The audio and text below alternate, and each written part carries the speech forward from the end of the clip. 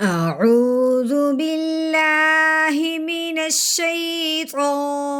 الرجيم. بسم الله الرحمن الرحيم. والفجر وليال عشر والشفع والوتر والليل إذا يسر هل في ذلك قسم لذي حجر ألم تر كيف فعل ربك بعاد إرم ذات العماد التي لم يخلق مثلها في البلاد وثمود الذين جابوا الصخر بالواد وفرعون ذي الأوتاد الذين طغوا في البلاد فأكثروا فيها الفساد فصب عليهم ربك سوط عذاب إن ربك لبالمرصاد فأما الإنسان إذا ما ابتلاه ربه فأكرمه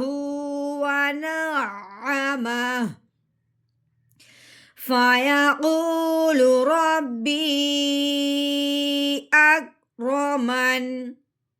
وأما إذا ما ابتلاه فقدر عليه رزقه فيقول ربي أهانن كلا بل لا تكرمون اليتيم ولا تحاضون على طعام المسكين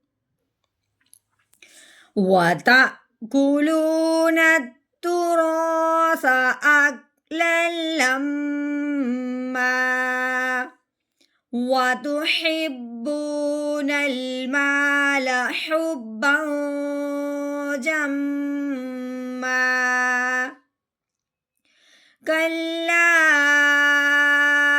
إذا دكت الأرض دكا دكا وجاء ربك والملك صفا صفا وجيء يومئذ بجهنم يومئذ يتذكر الإنسان وأنى له الذكرى يقول يا ليتني قدمت لحياتي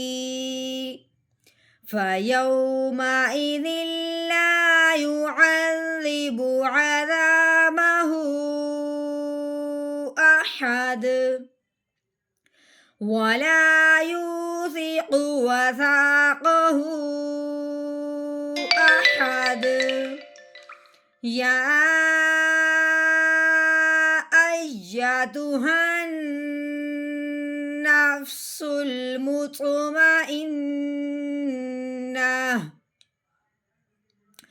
ارجعي إلى ربك راضية مرضية ارجعي إلى ربك راضية مرضية فادخلي في عبادي وادخلي جنتي